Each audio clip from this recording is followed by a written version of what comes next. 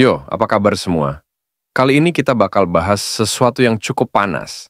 Dan bukan cuma karena berita kebakarannya, tapi juga karena dampaknya di pasar kripto. Jadi, buat kalian yang udah familiar dengan Bitcoin, pasti tahu betapa sensitifnya harga mata uang digital ini. Nah, baru-baru ini, ada kejadian yang bikin harga Bitcoin terjun bebas. Tapi, apa hubungannya kebakaran di Los Angeles dengan pasar kripto? Ayo, kita bahas. Jadi, pada awal Januari 2025, terjadi kebakaran besar di Los Angeles yang menyebabkan banyak kerusakan dan kekacauan. Nah, kejadian ini bukan cuma berita lokal, tapi juga punya dampak global, terutama di pasar kripto. Kok bisa ya?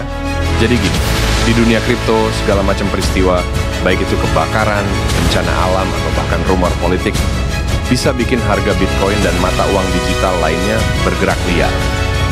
Kebakaran yang terjadi di Los Angeles ini cukup besar, dan itu ngebuat banyak investor kripto panik.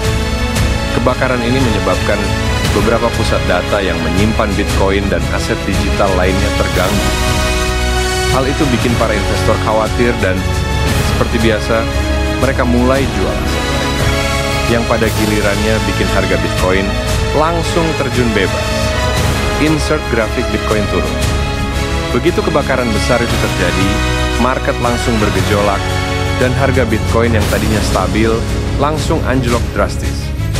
Investor yang sebelumnya nggak was-was, tiba-tiba jadi khawatir, dan mereka nggak ragu untuk ambil langkah cepat, jual Bitcoin mereka.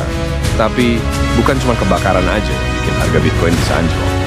Banyak faktor lain yang main di pasar kripto. Jadi, pasar kripto itu kan sifatnya sangat volatile, alias gampang goyang. Ketika ada isu global, terutama yang bikin supply dan demand terganggu, pasar langsung ketar-ketir, dan inilah yang terjadi.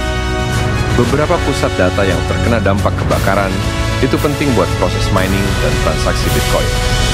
Jadi, pas ada gangguan teknis semacam ini, orang-orang mulai takut dengan kelangsungan transaksi di masa depan. Dan itu bisa bikin mereka kabur dari Bitcoin atau aset digital lainnya. Harga langsung jatuh karena banyak yang jual, dan orang-orang yang tadinya nggak tertarik langsung masuk buat beli murah, menunggu waktu yang tepat buat masuk lagi. Oke, jadi pertanyaannya sekarang, apa dampak jangka panjangnya? Apakah harga Bitcoin bakal terus turun, atau ini cuma sementara aja? Sejarah udah menunjukkan bahwa pasar kripto itu memang penuh ketidakpastian. Kadang harga bisa turun tajam, tapi setelah itu juga bisa rebound.